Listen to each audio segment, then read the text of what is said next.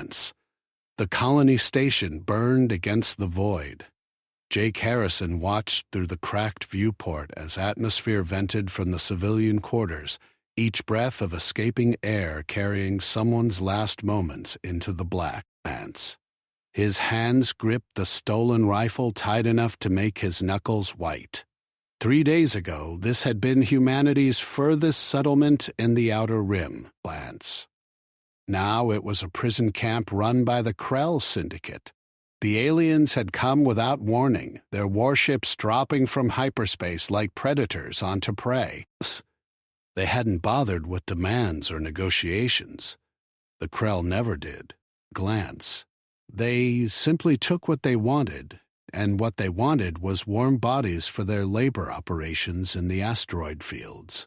Men, women, anyone strong enough to swing a plasma cutter in zero gravity until their hearts gave out. Lance.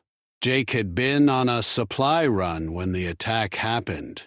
He'd returned to find his home transformed into a nightmare. Lance.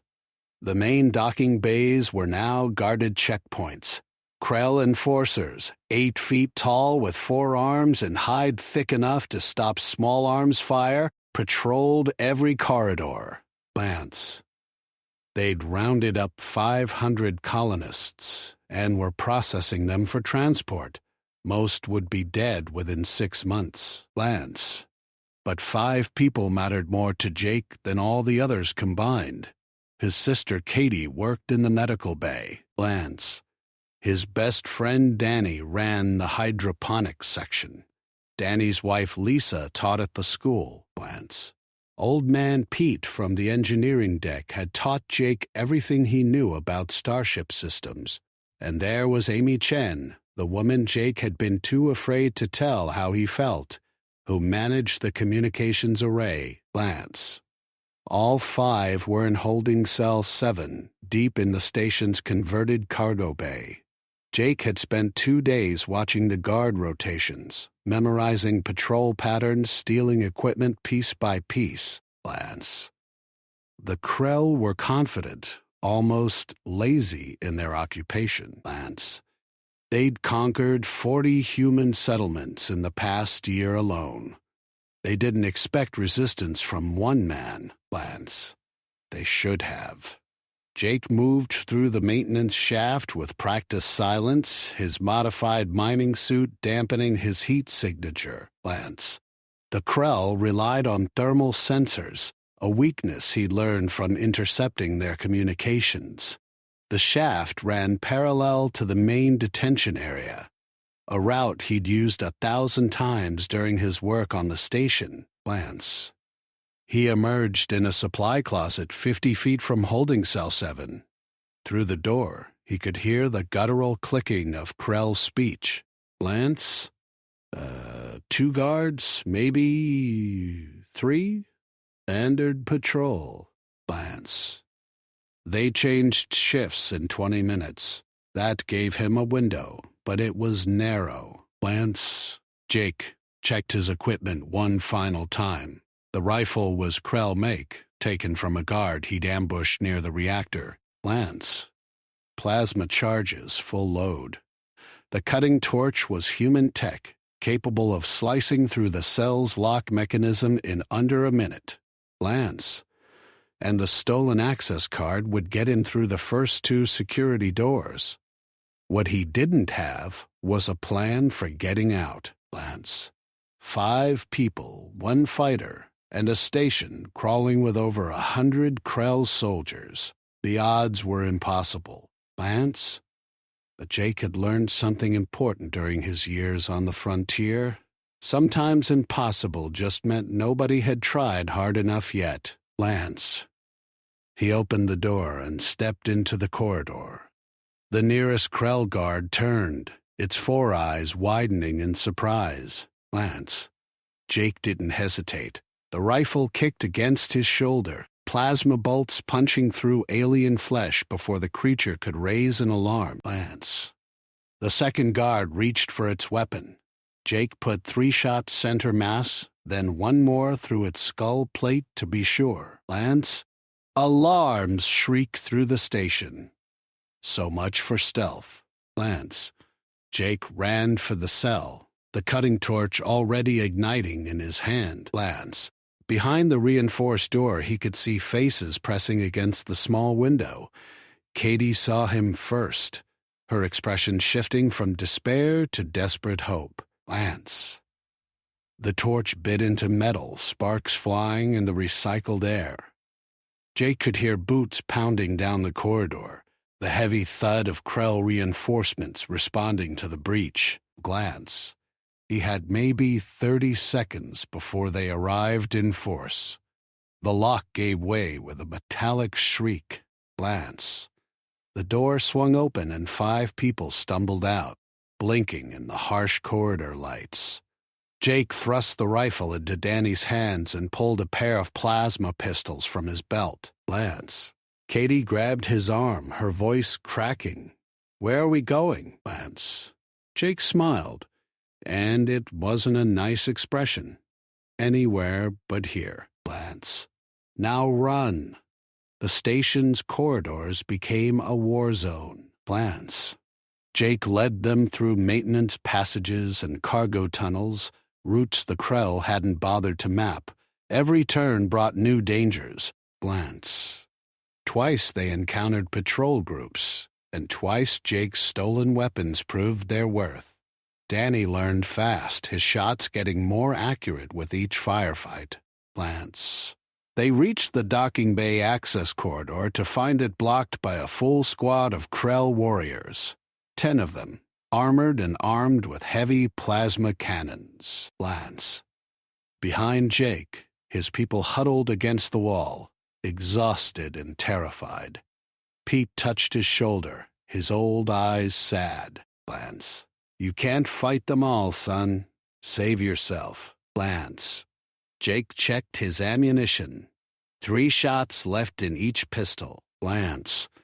Danny had maybe half a magazine. Against 10 Krell in full combat gear, it was suicide. Glance. He grinned anyway. "Watch me." Glance. The first shot took out the corridor lights, plunging everything into darkness. The Krell had excellent night vision, but Jake had planned for that too. Glance. He'd stolen flash grenades from the armory, military-grade equipment designed to overwhelm multiple sensory spectrums. He threw 3 in rapid succession. Glance. The explosions were beautiful. White light and electromagnetic pulse turning the corridor into chaos. The Krell screamed, their enhanced senses overloaded. Glance. Jake moved like a ghost, his pistols singing their plasma song. Danny fired from cover, his shots wild but effective. Lisa had grabbed a fallen Krell rifle and was using it like a club, desperation giving her strength. When the smoke cleared, all 10 Krell were down. Glance. Jake's people stood in the aftermath, covered in alien blood and shaking with adrenaline. Katie looked at her brother like she'd never seen him before. Glance. The docking bay was close now. Jake could see it through the blast doors, ships waiting in neat rows. Glance. Most were Krell transports, but there in the corner sat the Frontier Runner, his own battered cargo vessel. If they could reach it, if they could get the engines online before the Krell locked down the bay, they had a chance. Glance. Amy grabbed his hand, her fingers trembling. "The whole station knows we're here." Glance. "They'll be waiting." Jake squeezed back, finally finding the courage he'd lacked before. Glance. "Then we don't give them time to set up." He turned to the others, seeing fear but also determination in their faces. Glance. "Ready?" Pete laughed, a sound like grinding metal. Glance. "Haven't been this alive in 20 years. They charged through the blast doors together, 5 freed captives, and 1 man who decided that justice mattered more than survival. Glance. The Krell were waiting, just as Amy predicted. But they weren't ready for humans who'd decided to fight back. Glance. The battle for the docking bay had begun. and Jake Harrison wasn't planning to lose. The bay erupted into chaos the moment they burst through the doors. Lance. Krell enforcers opened fire from elevated positions, plasma bolts scorching the air where Jake's head had been a heartbeat before. He dove behind a cargo container, his pistols already tracking targets. Lance. The aliens had numbers and position, but they'd made one critical mistake. They'd underestimated what desperate humans could do. Lance. Danny rolled left, the stolen Krell rifle barking in controlled bursts. His first shots went wide, but the fourth caught an enforcer in the throat, alien blood spraying across the deck plating. Lance. Lisa was right behind him, her commandeered weapon now firing instead of swinging, the plasma charges punching through cover like it was paper. Jake's mind raced through options, discarding most as quickly as they formed. Lance. The frontier runner sat 200 feet away across open deck space. Between them and salvation stood at least 20 Kel warriors, with more pouring through the opposite entrance every second. Lance. Standard tactics said they were already dead. Good thing Jake had never been much for standard tactics. Lance. He spotted the fuel depot along the eastern wall. Massive tanks of refined deuterium for the station's fusion reactors. Dangerous, explosive, and absolutely against every safety regulation ever written. Lance. Perfect. He grabbed Amy's shoulder, pulling her close enough to shout over the weapons fire. Lance. Can you access the bay's atmospheric controls from here? Her eyes widened with understanding. Lance. She was the communications expert, but she knew station systems almost as well as Pete. The control panel is over there, but it's exposed. Lance. I'd be a target the whole time. Then I'll make sure they're looking somewhere else. Lance. Jake turned to Pete. How long to get the runner's engines hot? Lance. The old engineer grinned through his gray beard. Give me 3 minutes, and she'll fly. Lance. Give me 5, and she won't fall apart when we hit hyperspace. You've got 4, Lance. Jake checked his ammunition. Almost empty. He'd have to make every shot count. Katie, you're the fastest runner here. When Amy gets those atmospheric controls online, I need you to override the bay doors. Manual release, far corner. Lance.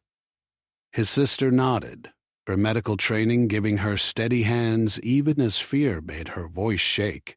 What about the Krell between here and there? Lance. Jake smiled, cold and sharp. That's where the fun part comes in. Lance. He raised his voice to carry to all of them. When I start shooting at those fuel tanks, you all run for the ship. Lance. Don't stop. Don't look back. Don't try to help me. Just get to the runner and prep for launch. Lance. Danny grabbed his arm, the rifle still smoking in his other hand. You'll be killed. Lance. There's too many of them. Probably. Lance. But you'll be alive, and that's what matters. Jake pulled free, his pistols feeling light in his hands despite their weight. Lance. Besides, I've always wanted to see if I could pull off something this stupid and survive. Before anyone could argue further, Jake broke from cover and sprinted directly at the fuel depot. Every Krell weapon in the bay swiveled to track him. Plasma bolts carved the air around him. One so close he felt his hair singe. He fired both pistols as he ran, not at the aliens, but at the massive deuterium tanks. The first tank ruptured with a scream of escaping gas. Lance. The second shot ignited it. The explosion was smaller than Jake had hoped, controlled safety systems containing the worst of the blast. Lance. But it was enough. Fire bloomed across the eastern wall, setting off alarms and sprinkler systems. Lance. More importantly, It made every Krell in the bay turn their attention to the sudden inferno. Jake hit the deck behind a shipping crate as his people ran. Lance. He could see them in his peripheral vision, sprinting across the open space while the Krell were distracted. Amy reached her control panel and her fingers flew across the interface. Lance. Katie was already moving toward the manual door release. The Krell weren't stupid, Lance. Their commander, a massive specimen with scarred hide and augmented limbs, barked orders in their clicking language. Lance, half the force turned back toward the running humans. Jake couldn't allow that. Lance. He popped up from cover and put his last 3 shots into the commander's chest. The alien went down hard, dark blood pooling beneath its body. Lance. The other Krell hesitated, their command structure disrupted. It bought precious seconds. Lance. Pete reached the frontier runner and disappeared up the boarding ramp. Danny and Lisa followed, Danny turning to provide covering fire from the ship's entrance. The bay's atmosphere controls activated with a groaning shudder. Warning lights flashed red as the pressure began to drop. Lance. The Krell, adapted for higher gravity and thicker air, immediately felt the effects. Their movements slowed, became labored. Lance. Some reached for emergency respirators. Katie hit the manual door release and the massive bay doors began to crack open. Lance. Stars gleamed beyond, beautiful and deadly. The pressure differential tried to suck everything toward the void. Lance. Loose cargo started sliding. Lighter Krell warriors stumbled, fighting against the pull. Lance. Jake ran for the ship, his lungs burning as the air thinned. 50 feet. Lance. 40. A Krell enforcer stepped into his path, raising a plasma cannon the size of Jake's torso. Lance. There was no way to dodge, nowhere to hide. Jake threw himself forward, sliding between the alien's legs and coming up behind it. Lance. He grabbed a piece of broken debris and drove it into the Krell's lower spine with all his strength. The enforcer dropped, and Jake kept running. Lance. 20 feet. 10. Lance. Amy was at the runner's airlock, her hand extended. Jake grabbed it, and she hauled him aboard with surprising strength. Lance. The airlock slammed shut behind them. Pete's voice crackled over the intercom. Lance. We're launching in 30 seconds whether you're strapped in or not. The ship shuddered to life, her fusion drives burning bright. Lance. Through the viewports, Jake could see Krell warriors scrambling, some trying to board other ships to pursue, others attempting to seal the bay doors. Katie reached the runner just as it began to lift. Lance. The frontier runner wasn't built for combat. She was a cargo hauler, old and battered, held together by Pete's engineering genius and what Jake suspected was pure stubbornness. Lance. But she had one advantage over the sleek Krell fighters. She was designed for rough handling, for the kind of flying that broke regulations and ignored safety margins. Lance. Jake strapped himself into the pilot seat, his hands finding familiar controls. The station's weapons systems were coming online, targeting lasers painting the runner's hull. Lance. He pushed the throttle forward, and the ship leaped toward the open bay doors like a startled animal. Plasma fire filled the space behind them, some shots close enough to trigger proximity alarms. Lance. The runner's shields, barely functional on the best days, screamed in protest as glancing hits rattled the hull. Jake threw the ship into a barrel roll, his instincts from years of dodging asteroids and debris fields taking over. Lance. They cleared the bay doors with meters to spare. The station fell away behind them, still burning, still crawling with Krell forces. Lance. But 5 people were free, and Jake had made his point. Nobody took from humanity without paying a price, Lance. The celebration lasted exactly as long as it took for the sensor board to light up with new contacts. 3 Krell frigates, moving to intercept Lance. Each one could reduce the runner to scrap in seconds. Amy checked the readings, her voice tight. They're hailing us, demanding we surrender and return to the station. Jake's response was to angle the runner toward the nearby asteroid field, pushing the engines past their recommended limits. The ship shook hard enough to rattle teeth, but Pete's maintenance held. They plunged into the field at speeds that made Katie grab her seat with white knuckles. The Krell frigates followed, their larger size making navigation harder. Lance. Jake threaded the runner through gaps that shouldn't have existed, his eyes seeing paths where sensors said there was only rock. Lance. A massive asteroid tumbler spun into their path and he rolled the ship completely inverted, flying upside down beneath it while the nearest frigate had to break off to avoid collision. Lisa was monitoring their pursuers from the engineering console. Lance. They're gaining. The lead ship has missile lock. Lance. Jake saw the canyon ahead, a massive split in one of the larger asteroids. It was barely wide enough for the runner, and it was filled with smaller debris. Lance. Going in there was insanity. He aimed straight for it. Lance, hold on to something. The canyon walls blurred past in a gray smear, close enough that Jake could see the individual rock striations. Glance. The runner's shields sparked as micro-debris peppered them. Behind them, the Krill frigates slowed, unwilling to risk their expensive warships on such reckless flying. But the lead ship fired anyway. Missiles streaked into the canyon, their targeting system struggling with the interference from so much metal and rock. Glance. Most went wide, exploding harmlessly against the canyon walls. One tracked true, closing fast on the runner's engine signature. Glance. Danny saw it first. Missile, 6 o'clock, closing fast. Glance. Jake killed the main engines and fired only the maneuvering thrusters, sending the runner into a flat spin. The missile shot past them, its proximity detonator not quite close enough. Glance.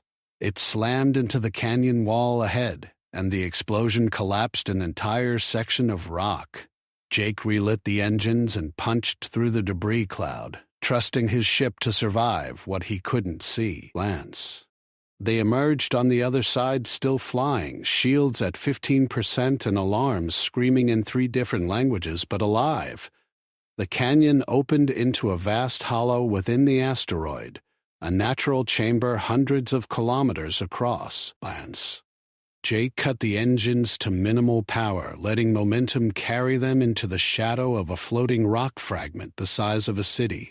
He shut down all non-essential systems, reducing their signature to nearly nothing. Lance. The Krell frigates emerged from the canyon minutes later, scanning actively. Jake held his breath, watching the sensor display. Lance. The alien ships swept the area twice, their powerful scanners probing the darkness. But the runner was old, her hull plating naturally radioactive from years of exposure to cosmic rays. Glance. Hidden among the asteroids, she was just another piece of ancient rock. After 30 minutes, the frigates turned and headed back toward the station. Jake waited another hour before bringing systems back online. When he finally spoke, his voice was hoarse. Glance. Pete, damage report. The old engineer pulled up diagnostics, his weathered face illuminated by flickering screens. Glance. Port shield emitter is completely dead. Starboard is at 20% capacity. Glance. We've got hull breaches in 3 sections, all sealed by emergency patches, and the hyperdrive is making a noise that worries me deeply. Lance. Will it get us to the next system? If we're very lucky and I sacrifice a chicken to the engine gods, maybe. Lance. Danny laughed, slightly hysterical. "We don't have a chicken, Lance." Pete's grin was wicked. "Then we better be very lucky, Lance." Amy was already working the communications array, trying to find any friendly signals in the black. Her fingers stopped suddenly, her face going pale. "Lance, Jake, you need to hear this." She patched it through to the main speakers. Lance. It was a broad-spectrum transmission, repeating on all frequencies. Lance. The voice was human, female, but the words made Jake's blood run cold. "This is Admiral Kessler of the Earth Defense Coalition, class. All human vessels in the Outer Rim are ordered to evacuate immediately. The Krell Syndicate has begun a full-scale invasion. Lance. Multiple colonies have fallen. We're regrouping at Rally Point Theta. Coordinates attached. Lance. Any ship that can fight is needed. Any ship that can evacuate civilians is critical. Lance. This is not a drill. Humanity is at war. Lance." The message repeated, each word driving home the scope of what they were facing. Jake looked at his 5 rescued people, saw the fear and exhaustion on their faces. Lance. They'd just fought for their lives to escape one Krell attack. Now they were hearing that the entire frontier was under siege. Lance. Katie broke the silence. "What do we do?" Lance. Jake thought about the 495 people still trapped on the station. He thought about all the other colonies out there, all the other families being rounded up and shipped to labor camps. Lance. He thought about the fact that the Frontier Runner was barely holding together, and its crew were civilians who shouldn't have been in this fight at all. Then he thought about the look on that Krell commander's face when Jake had shot it. The surprise, the realization that these humans weren't going to roll over and die.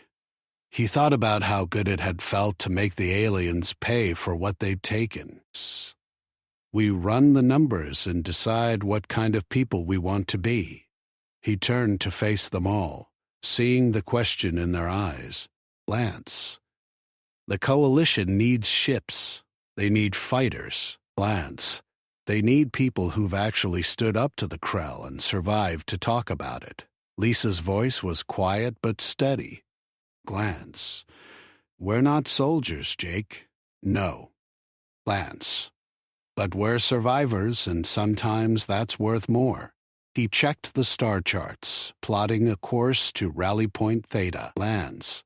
It would take them through 2 systems the Krell had already hit, past debris fields where human ships floated dead in the void. It would be dangerous, likely suicidal, Lance.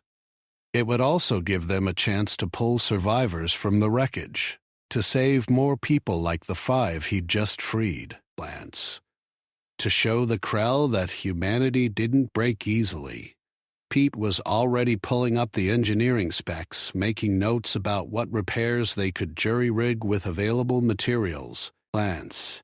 Count me in. I didn't live this long to let aliens tell me where I can and can't go. Lance. Danny looked at Lisa, and something passed between them without words. They'd lost their home, their life on the station, Lance. But they still had each other, and they had the chance to make the Krell regret ever coming to human space. We're with you, Lance. Katie punched her brother in the shoulder, hard enough to bruise. You're an idiot for thinking we'd say anything else, Lance. Amy smiled, and Jake felt his heart do something complicated in his chest. Someone has to keep you alive long enough to be properly stupid again, Lance. Besides, I'm good with communications. The Coalition will need people who can coordinate rescue operations. Lance. Jake felt something shift in his chest, a weight he'd been carrying since he first saw the Krell ships dropping from hyperspace. They'd started this running for their lives, Lance. Now they were running toward the fight, not because they had to, but because they chose to, Lance. He brought the Frontier Runner's engines online, feeling the familiar vibration through the deck plates. "All right then, Lance. Pete, make those engines sing. Amy, get us coalition frequencies. Lance. Danny, Lisa, start inventorying what weapons we've got. Katie, check our medical supplies and see what you can work with. Lance." "And me?" Katie asked. Lance. Jake grinned, and this time it reached his eyes. "You make sure I don't do anything too stupid without backup, Lance." The runner turned toward deep space, leaving the asteroid field behind. Ahead lay Rally Point Theta and whatever war was waiting for them there. Lance, behind lay the station, still under Krell occupation, a reminder of what they were fighting for. 5 freed captives, and 1 man who decided to stand for justice when lawlessness reigned. Lance. It wasn't much against an alien invasion force, but it was a start. Lance. And sometimes Jake thought as the stars streaked past, a start was all you needed. Rally Point Theta turned out to be a graveyard. Lance. The Frontier Runner dropped out of hyperspace to find 300 human vessels clustered around a shattered moon, and not one of them looked ready for war. Cargo haulers like the Runner. Lance. Colony transports, mining ships. Lance. Survey vessels. A few battered frigates that might have been military once before time and budget cuts reduced them to patrol duty. Lance. What Jake didn't see was an actual fleet. Amy's fingers danced across the communications console, sifting through hundreds of overlapping transmissions. Lance. It's chaos. Everyone's talking over each other. Lance. Some ships are trying to organize. Others are arguing about whether to fight or run deeper into unexplored space. Where's Admiral Kessler? Lance. The one from the broadcast. Amy's expression went dark. Lance, dead. Her flagship was destroyed, covering the evacuation of New Providence Colony. Lance. A captain named Marcus Webb has assumed command, but he's only got 2 functioning warships and a lot of angry civilians. Jake studied the cluster of ships on the sensors. 300 vessels meant at least 30,000 people, maybe more. Families. Lance. Workers. Colonists who'd gone to the frontier looking for a better life and found war instead. His hands tightened on the controls. Pete appeared behind him, wiping grease from his hands with a rag that looked like it had last been cleaned during the previous century. Lance. Engines are holding, but we can't run from another fight like that last one. The hyperdrive is making sounds I don't have words for, and I've been engineering for 40 years. Lance. Then we'll have to not run. Jake opened a channel to the runner's small crew. Lance. Listen up. We're heading into the rally point, but I need everyone on their game. Lance. Danny. Lisa. I want those weapons ready. Katie, prep the medical bay for casualties. Lance. Amy, find me Captain Webb's frequency. Amy worked her console with practiced efficiency. Lance. Got him. He's on the colony transport Perseverance, trying to organize some kind of defensive perimeter. Lance. Jake keyed the transmit. Captain Webb, this is the Frontier Runner requesting permission to join the fleet. The response came quickly, a tired male voice with the rasp of someone who'd been shouting orders for days. Frontier Runner, we're taking all comers. Lance. Docket coordinates I'm sending now. We'll need your ship's specs and crew manifest for organization. Lance. Jake received the coordinates and angled the runner toward the designated position. As they approached, the true scale of the disaster became apparent. Lance. Ships bore scorched hull plating from energy weapons. Some trailed atmosphere from unpatched breaches. One massive colony transport was missing its entire aft section. The edges melted and twisted. They docked at an external airlock on a converted mining station that served as the Rally Point's coordination center. Jake left Pete with the ship and took the others with him. They floated through zero-gravity corridors packed with refugees, the air thick with fear and unwashed bodies. Captain Webb met them in what had been the station's operations center. He was younger than Jake expected, maybe 40, with sharp eyes and the kind of exhaustion that came from carrying impossible burdens. Behind him, holographic displays showed tactical data and fleet positions. Webb looked over Jake's small crew with an expression somewhere between hope and despair. 5 people. You're telling me you broke 5 people out of a Krell-occupied station and made it through their pursuit with a cargo hauler? Jake shrugged. 6, counting me. And the Krell weren't expecting anyone to fight back. Something flickered in Webb's eyes. Tell me exactly what you did. Jake walked him through it, step by step. The theft of Krell weapons. The assault on the detention area. The running battle through the station corridors. The escape through the docking bay and the chase through the asteroid field. Webb listened without interrupting, his expression growing more thoughtful with each detail. When Jake finished, Webb was quiet for a long moment. Then he said, "You exposed a weakness we didn't know existed." The Krell are overconfident. They've been winning so easily they've gotten sloppy. Not sloppy enough. There are still almost 500 people trapped on that station. Webb's face hardened. There are 50,000 people trapped on stations across the Outer Rim. We don't have the forces to mount rescue operations. We're barely managing to keep this fleet from falling apart. Then we change that. Jake pointed at the tactical display. You've got 300 ships here and no real plan. The Krell think we're going to run or surrender. Show them something different.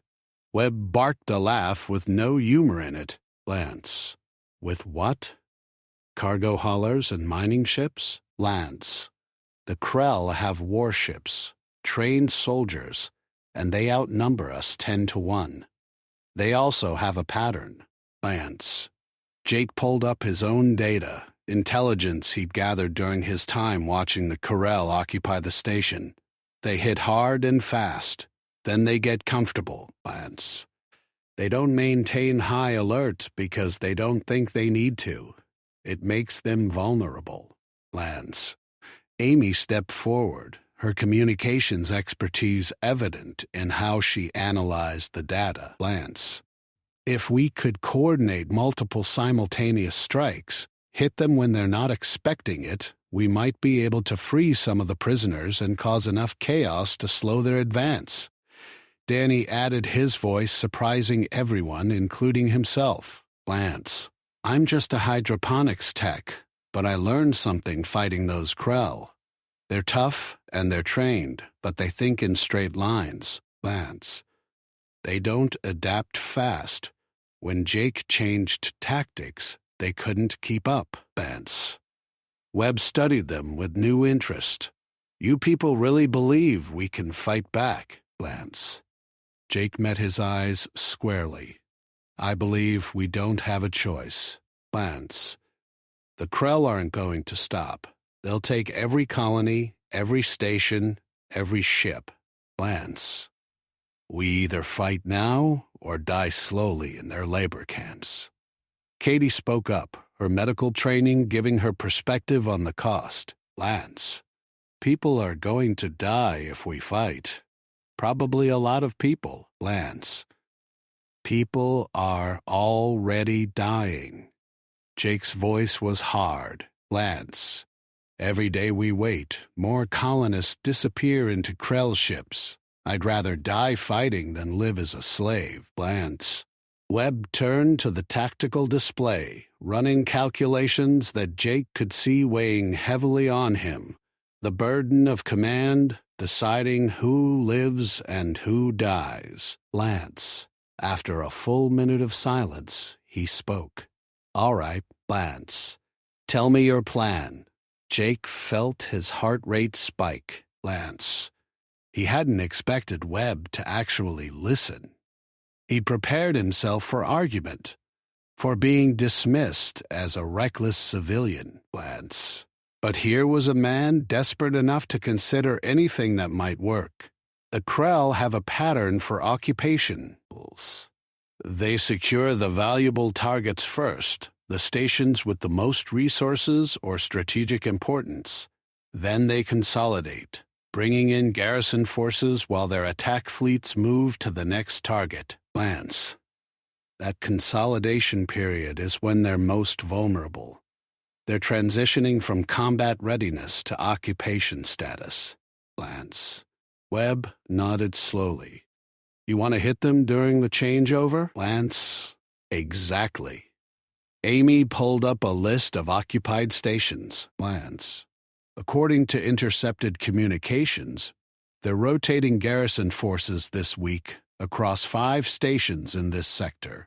If we strike during the rotation, we catch them undermanned and disorganized. Lance.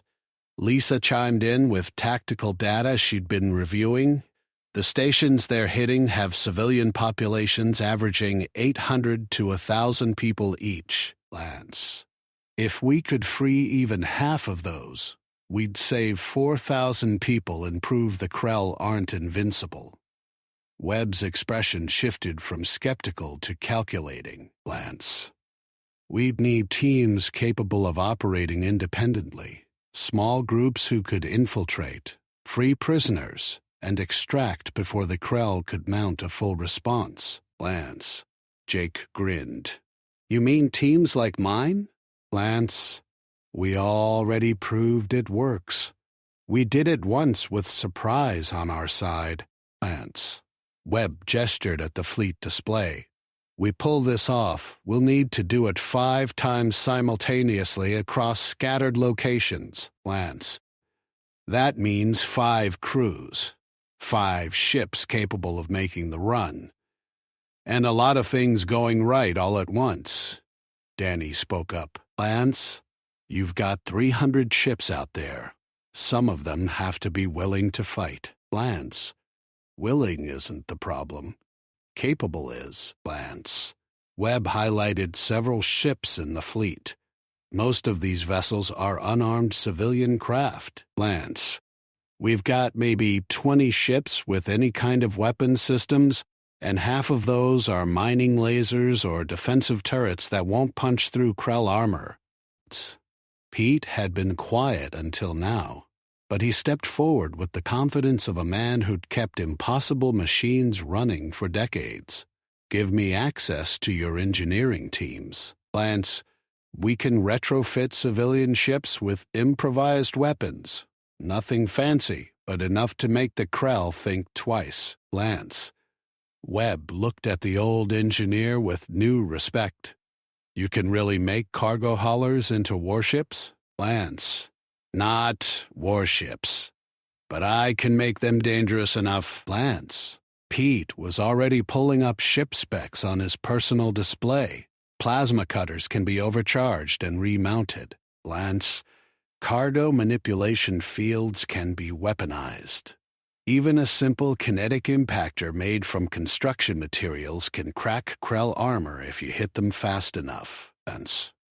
Jake watched Webb processing the information, saw the moment the captain made his decision. The weight of command settled on his shoulders, but his eyes hardened with determination. Lance. All right, we do this, we do it smart. Webb turned to his operations staff. I want volunteers from the fleet, people willing to fight. Hence, Harrison, you'll lead one of the assault teams. I want 4 more team leaders with combat experience or at least the guts to pretend they know what they're doing. Lance. Amy was already coordinating.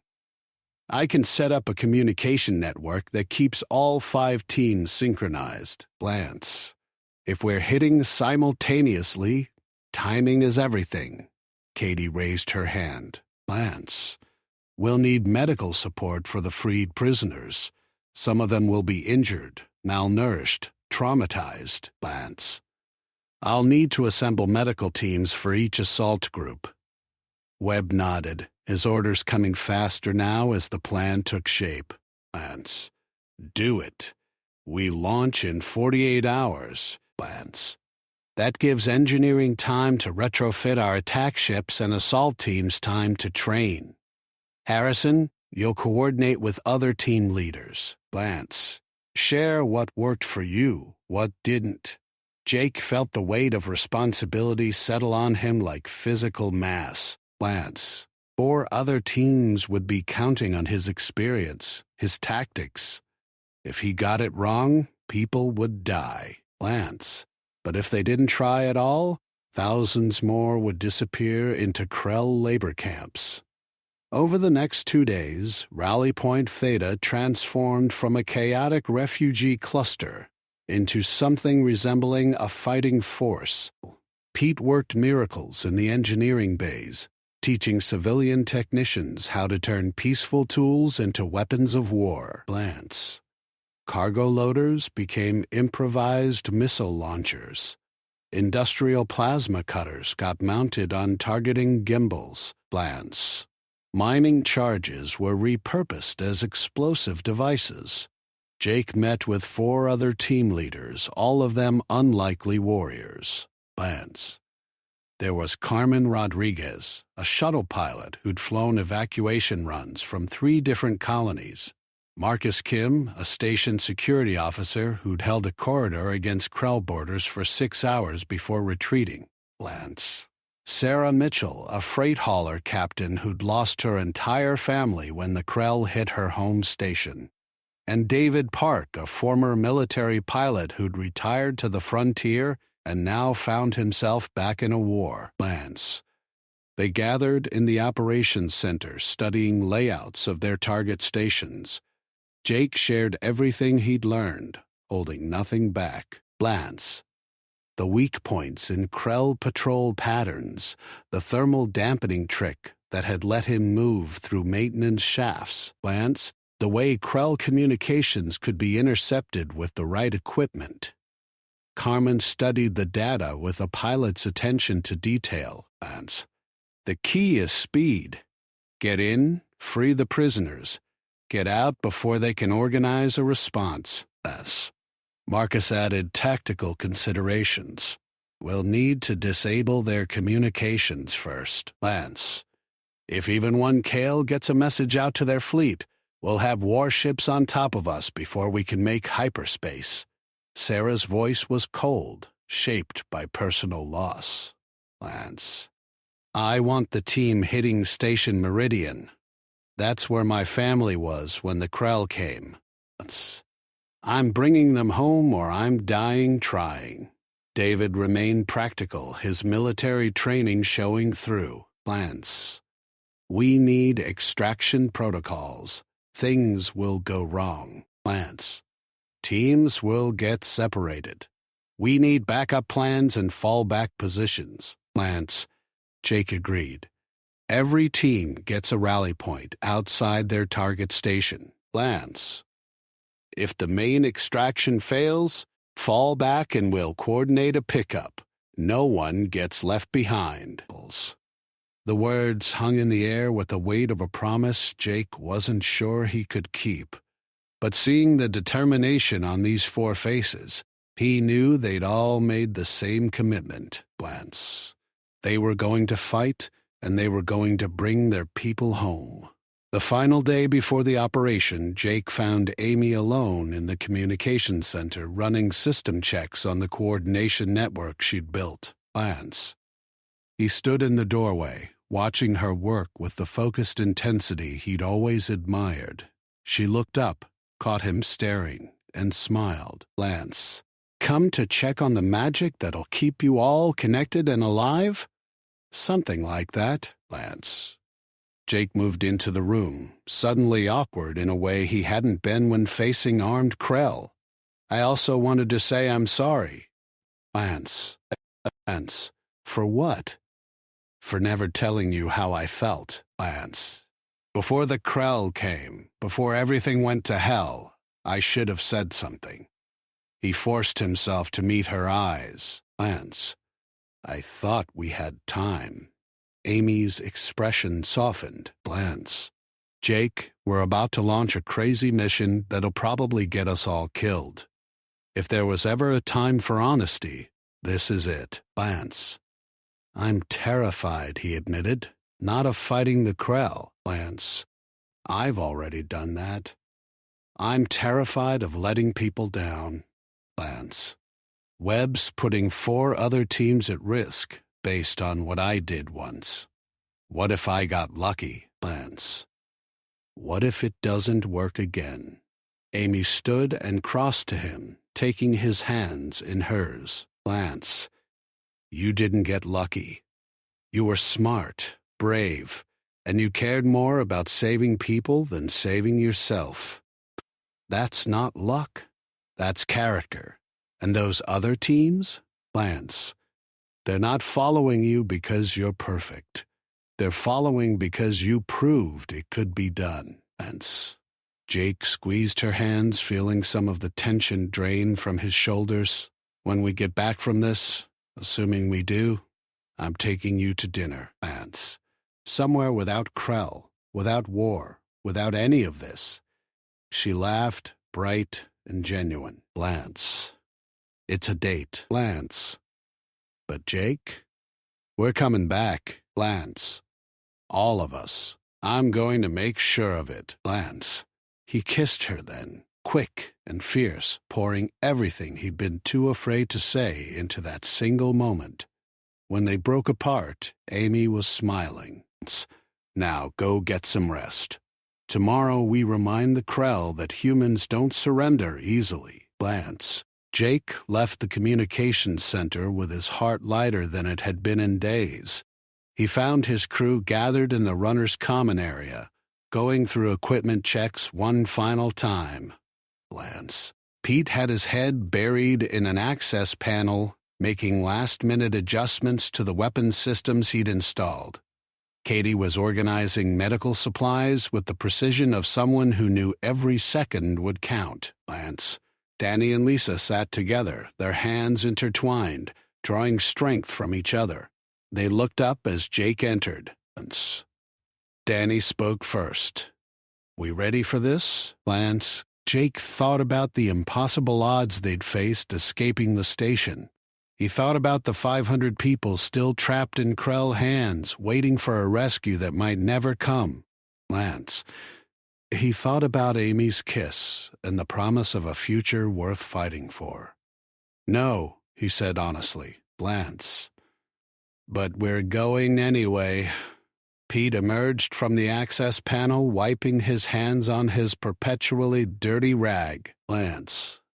Well then, let's go steal some people from aliens and maybe not die horribly in the process. Lance. Katie punched him in the shoulder. That's the spirit, old man. As they settled in for the night before the mission, Jake allowed himself one moment of doubt. They were civilians playing at being soldiers, about to take on an alien invasion force with improvised weapons and desperate courage. Lance.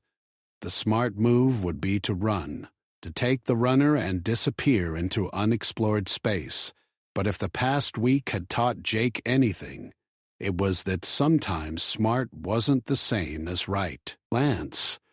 And right now the right thing to do was fight. Lance. Tomorrow, 5 teams would strike at 5 stations simultaneously. They'd face impossible odds, overwhelming firepower, and an enemy that had conquered dozens of human colonies. Lance. They'd probably die trying, but they'd also prove that humanity wasn't defeated yet, Lance. That even in the darkest moments when lawlessness reigned across the stars, there were still people willing to stand for justice. Jake Harrison closed his eyes and tried to rest. Lance. In 8 hours, the war would really begin. The Frontier runner dropped out of hyperspace 3,000 kilometers from Station Meridian, running dark and silent as death. Lance. Around her, in the black, 4 other ships materialized at precisely the same moment, each one targeting a different Krell-occupied station. The simultaneous assault had begun. Lance. Jake's hands moved across the controls with practiced precision, bringing the runner in on a trajectory that mimicked natural debris drift. Beside him, Amy monitored Krell communication channels. Lance. In the passenger compartment, his crew prepared for combat with the grim efficiency of people who'd already survived one impossible fight. Station Meridian hung against the stars like a broken tooth, its once gleaming hull now scorched and patched. Lance. Krell transport ships dotted the surrounding space, but the warships that had conquered the station were gone, moved on to their next target. Just as Jake had predicted. Amy's voice was barely a whisper. I'm picking up the rotation chatter, Lance. They're mid-changeover, exactly like we hoped. Current garrison is down to skeleton crew until the replacement forces arrive in 6 hours. Lance. 6 hours was all they needed. Jake brought the runner closer, using a trajectory that would put them on the opposite side of the station from the main Krell presence. Lance. The maintenance docking ports on that side would be lightly guarded if past patterns held. Lance. Pete's voice crackled through the intercom from engineering. Weapon systems are hot and ready, Lance. Not that they'll do much against a real warship, but we can make noise if needed. Let's hope we don't need to, Lance.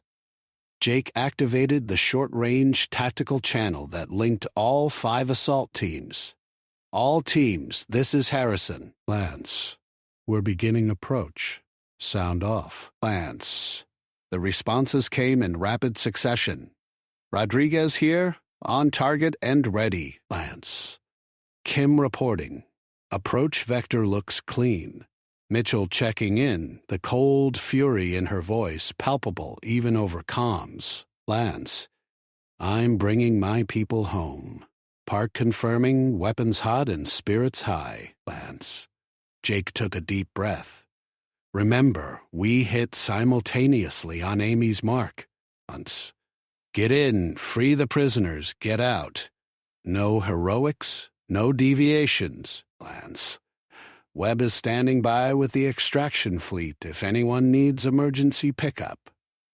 Amy's countdown began.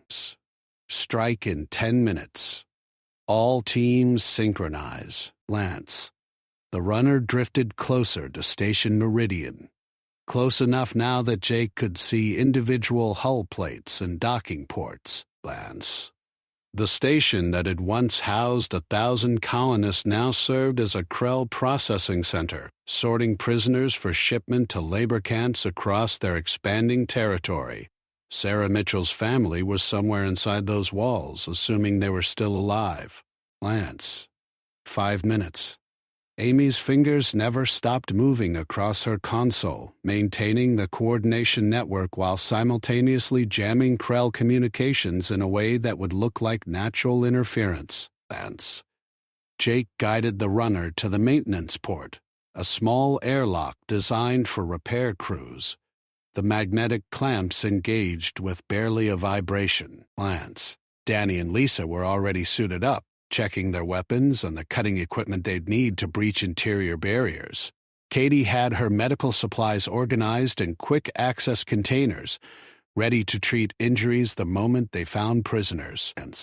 Her hands shook slightly, but her jaw was set with determination. Pete remained in engineering, ready to get them out fast when the time came. Glance. 2 minutes. The tension in the runner was thick enough to taste. Glance. Jake unstrapped from the pilot's seat and grabbed his own equipment. The stolen Krell rifle felt heavy in his hands, a reminder of what they'd already accomplished and what they still had to do. Glance. Amy met his eyes across the cabin. All teams in position. Glance. This is it. 1 minute. Glance. Jake positioned himself at the airlock, his crew forming up behind him. Through the hull, he could feel the station's life support systems humming, oblivious to the violence about to be unleashed within. Glance. 30 seconds. Jake's heart hammered against his ribs. Glance. He thought about the 500 people still trapped when he'd escaped before. Thought about all the other prisoners on all the other stations. Glance. Thought about Amy's promise that they'd all come home. 10 seconds. Glance. The galaxy held its breath. Strike! Strike! Strike! Amy's voice was calm as she gave the order that sent 5 teams into action across 5 different stations. Jake blew the airlock. Glance. The maintenance corridor beyond was empty, lit by emergency lighting that cast everything in shades of red. Jake moved fast, his weapon up and ready, muscle memory from his previous escape taking over. Glance. Behind him, Danny and Lisa covered their flanks while Katie stayed close with her medical supplies. The station layout was identical to the one he'd escaped from before, a fact Jake had counted on. Glance. These facilities were all built to the same specifications, which meant he knew exactly where the detention areas would be. They had to move 3 levels down and across 2 sections to reach Holding Cell Cluster 7. Glance. They encountered the first Krell patrol at the maintenance shaft junction. 2 guards, both looking bored and inattentive. Glance. Jake's shots took them down before they could raise an alarm. The bodies fell with heavy thuds that echoed through the corridor. Glance. Lisa grabbed his arm, her voice tight. There'll be more coming. Then we move faster. Jake led them into the maintenance shaft, climbing down with speed that bordered on reckless. Glance. Every second counted now. Once shooting started, surprise would evaporate like atmosphere into vacuum. Glance. The tactical channel crackled with updates from other teams. Rodriguez had breached Station Echo and was fighting toward the detention center. Kim had run into heavier resistance than expected on Station Nova, but was pushing through. Mitchell's voice came through tense but controlled, reporting successful entry at Station Meridian's main detention facility. Glance. Park's transmission was clipped and professional.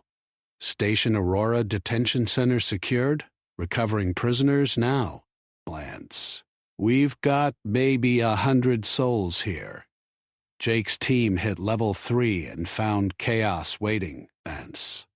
Alarms were screaming throughout the station, red lights flashing in patterns that made shadows dance like demons. The element of surprise was gone, burned away by the first shots fired on 5 different stations simultaneously. Glance.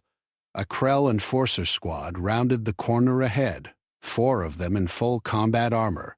Jake didn't hesitate. Glance. He threw himself forward, his rifle barking plasma fire while Danny and Lisa added their weapons to the barrage. The corridor became a storm of energy bolts and ricochets. Glance. 1 Krell went down, then another. The 3rd got its weapon up and Jake felt plasma scorch past his head close enough to make his hair stand on end. Glance. He rolled behind a support pillar and came up shooting, his shots punching through the alien's armor at the joints where it was weakest. The 4th Krell was the biggest, a massive specimen that absorbed 3 direct hits and kept coming. Glance. It raised a weapon that looked like it could punch holes through starship hulls. Lisa screamed a warning and threw one of Pete's improvised explosives, a mining charge repurposed for combat. Lance. The explosion in the confined corridor was devastating. The Krell enforcer went down and stayed down, but the blast also buckled a wall panel and set off secondary alarms. Lance. Atmosphere hissed from a ruptured seal. Katie slapped an emergency patch over the breach while Jake checked his crew. Lance. Everyone still breathing, everyone still functional. They pushed on, racing against time and the growing Krell response. Lance. Detention Cluster 7 was 50 meters ahead. Jake could see it through the smoke and emergency lighting, a reinforced door with biometric locks that had been retrofitted with Krell's security systems. Lance. Behind that door, if his intelligence was right, were 230 human prisoners waiting for rescue that might never come. Danny moved to the door with the cutting torch. Lance. This is going to take time. Time we don't have. Lance. Jake grabbed the stolen Krell access card he'd taken from a guard during his first escape. He'd been betting that the Krell were lazy about updating security protocols during garrison rotations. Lance. The card reader beeped once, twice, then flashed green. The door opened and Jake found himself staring at 200 faces, marked by fear, exhaustion, and slowly dying hope. Lance. They looked at him like he might be a hallucination, this man in a stolen pressure suit carrying a Krell rifle. Jake raised his voice to carry over the alarms. Lance. I'm Jake Harrison with the Earth Defense Coalition. We're here to get you out. Lance. For a moment, nobody moved. Then a woman near the front spoke, her voice cracking. Lance, you're actually here. They said nobody was coming. Lance. We're here, and we're leaving. Right now. Lance. Jake started organizing them with quick efficiency born of desperation. Anyone who can't walk needs help. Lance. Stay together, stay quiet, and do exactly what I tell you. Katie was already moving among the prisoners, doing rapid medical assessments. Lance. Most were mobile, though many showed signs of malnutrition and abuse. A few needed assistance, injuries that would slow them down. Lance. Jake's mind raced through the calculations. 200 people, one small cargo ship, and a station full of angry Krell. Lance. The tactical channel exploded with chatter. Rodriguez was extracting prisoners from Station Echo but taking heavy fire. Lance. Kim had secured his people, but his ship had sustained damage during approach. Mitchell's voice was triumphant and breaking. Lance. I found them. I found my family. We're extracting now. Park's transmission was clearer. Lance. Station Aurora fully evacuated. We've got 97 souls and we're burning for the rally point. Harrison, what's your status? Lance. 200+ prisoners and counting. We're moving for extraction now. Lance. Jake organized the freed colonists into groups, the strongest helping the weakest. Danny and Lisa took point while he covered the rear. Lance. They started back the way they'd come, but the route was compromised now. Krell forces had mobilized, and the corridors that had been empty on their way in were now filling with armed aliens responding to the breach. Lance. Jake could hear them coming, the heavy tread of Krell boots and the clicking of their combat language. Katie pulled up station schematics on her portable display. Lance. There's an auxiliary docking bay 2 sections over. Smaller, probably less defended. Lance. Can the runner reach it? Jake was already working angles, trying to stay ahead of the Krell response. Lance. Amy's voice came through his private channel, clear and confident. Already on it. Lance. Pete's moving the ship as we speak. I'm coordinating with the other teams. trying to keep the Krell communications so jammed they can't organize properly. Lance. Jake love you was what he wanted to say, Lance. Instead he said, you're amazing, and meant it just as much. The 200 prisoners moved through the station like a flood of humanity reclaiming territory from alien occupation. Lance. They weren't soldiers, weren't trained for combat, but they were survivors who'd been given a chance to escape, and they took it with desperate determination. Lance. Krell enforcers tried to cut them off at every junction. Jake and his crew fought a running battle through corridors and compartments, their weapons hot enough to make the air shimmer. Lance. Twice Danny went down, knocked back by near misses. Twice Lisa hauled him back up, and they kept fighting. Lance. A young man, couldn't have been more than 20, grabbed a fallen Krell weapon and joined the fight. An older woman used a piece of broken pipe to crack an alien skull when it got too close. The prisoners weren't helpless anymore, and the Krell were learning that cornered humans could be very dangerous indeed. The auxiliary docking bay came into view, and beyond it Jake could see the frontier runners settling into position. Lance.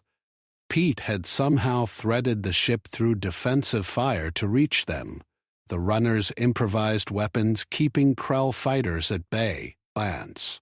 But between the prisoners and safety stood a Krell command squad, 10 warriors in heavy assault armor with weapons that could shred unarmored humans like paper.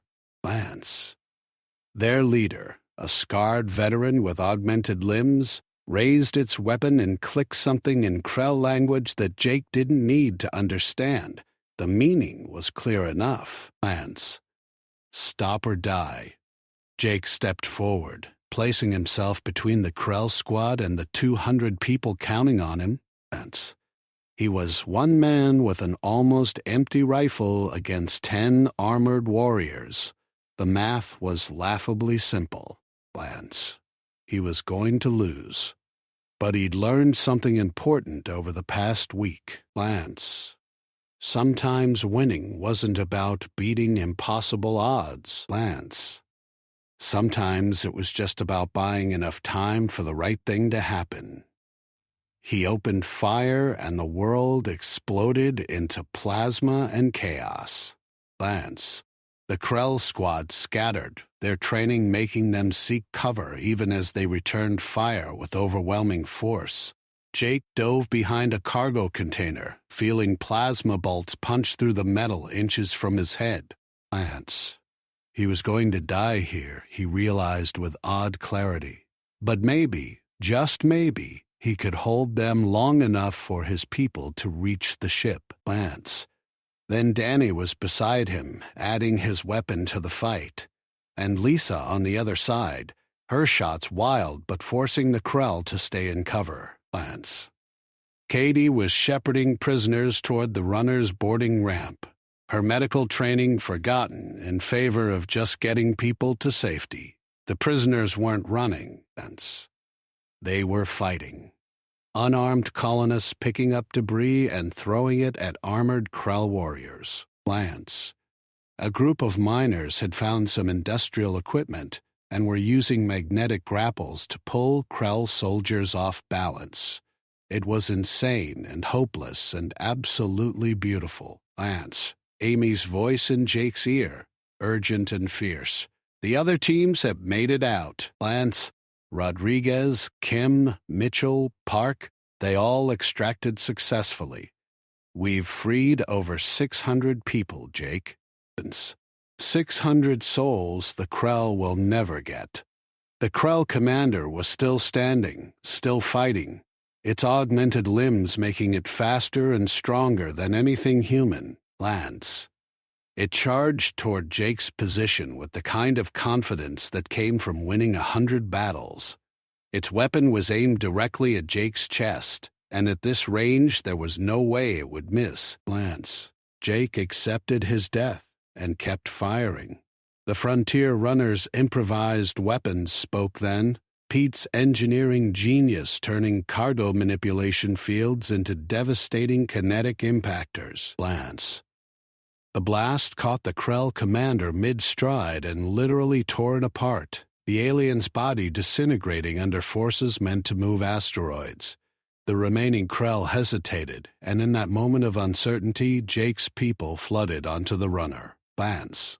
200 prisoners cramming into a ship designed for a crew of 6, packing every available space.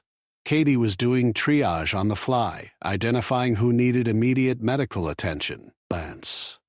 Jake was the last one up the ramp, still firing back at pursuing Krell.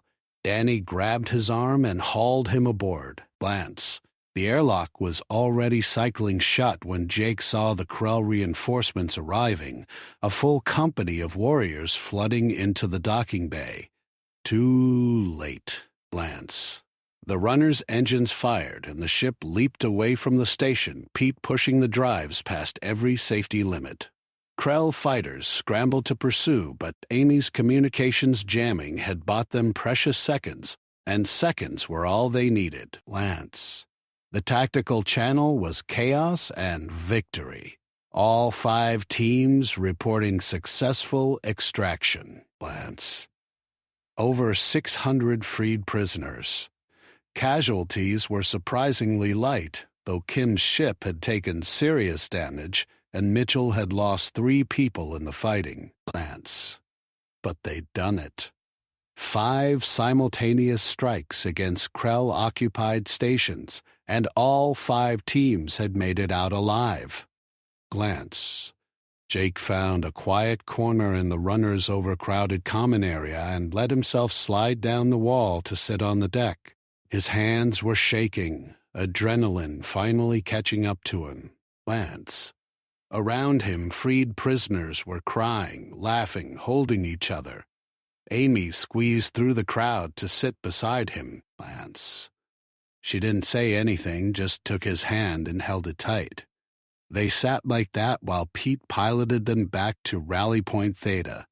2 people who'd survived another impossible day in a war they hadn't chosen. Lance.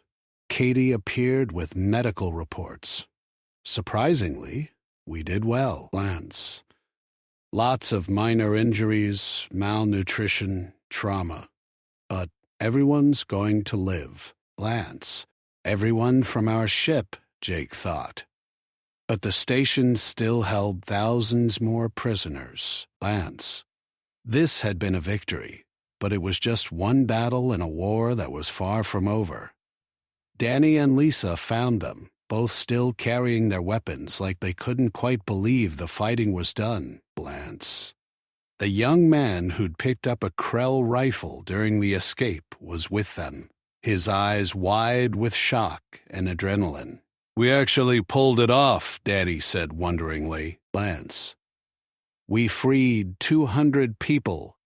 600 across all 5 stations," Amy corrected. Lance. "And we prove the Krell can be beaten." Jake looked around at the freed prisoners, at his crew who'd become warriors, at the impossible victory they'd somehow achieved. Lance. "This is just the start," he said quietly. "There are still thousands more out there. Lance. Dozens of occupied stations. We can't stop now." Lance. "Then we don't stop?" Katie's voice was firm. Lance. "We've got a ship, a crew, and we know it works. We do it again." Lance. Pete's voice came over the intercom. "Rally Point Theta in visual range." Lance. "And folks, I think we've got a reception committee waiting." The Frontier runner limped into the rally point with her hull scorched and her shields flickering, but she came home with 200 souls who'd been counted as lost. Lance. Around her, 4 other ships arrived in similar condition, each one carrying freed prisoners and the knowledge that humanity could fight back. Captain Webb met them personally when they docked, his expression a mix of relief and something fiercer. Lance. The tactical channel had broadcast everything. every moment of the 5 simultaneous strikes. The entire fleet had heard humans taking the fight to the Krell and winning. Lance. Webb shook Jake's hand with genuine respect. You did it, Lance.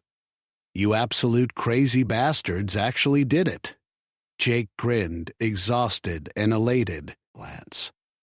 We had a good teacher, Lance. Your coordination made it possible. The freed prisoners were already being processed, medical teams swarming to help the wounded and malnourished. Lance.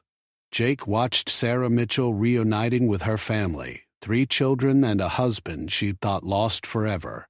The pure joy on their faces made every risk worthwhile. Lance. Rodriguez, Kim, Park, and the other team leaders gathered around Webb's tactical display. The successful strikes had revealed something important, Lance. The Krell weren't invincible. They could be hit, they could be hurt, and they could lose. Lance. This changes things, Webb said, studying the data from all 5 operations. We've proven the concept, Lance. Small teams, hit during rotation periods, exploit their overconfidence. We can replicate this. Jake thought about the cost, the risks, the impossibility of it all. We'll need more ships, more people willing to fight, Lance. Amy pulled up communications data. You'd be surprised how many volunteers we're already getting, Lance. Word is spreading through the fleet. People who are ready to run are now asking how they can help, Lance. The Frontier Runners crew stood together, no longer just civilians but veterans of a new kind of warfare. They'd gone into the black to save 5 people and come back with 200. Lance. They'd struck a blow for justice when lawlessness reigned across the stars. And this, Jake knew, was just the beginning. The war was far from over. The Krell still controlled dozens of stations and thousands of prisoners. But now humanity had hope, and hope was a weapon more dangerous than any plasma rifle. He looked at his crew, at Amy's confident smile, at Katie's determined expression, at Danny and Lisa's joined hands, at Pete's grease-stained satisfaction. Lance. They'd started this running for their lives. Now they were going to run toward the fight, again and again, until every prisoner was free, or they died trying. Lance. The stars waited beyond the rally point, cold and infinite. Lance. Somewhere out there, more people needed rescue. More Krell needed to learn that humanity didn't surrender. Lance. Jake Harrison smiled and started planning the next operation. Justice, he'd learned, wasn't something you waited for, Lance. It was something you fought for, one freed captive at a time. The war had truly begun, and humanity was just getting started.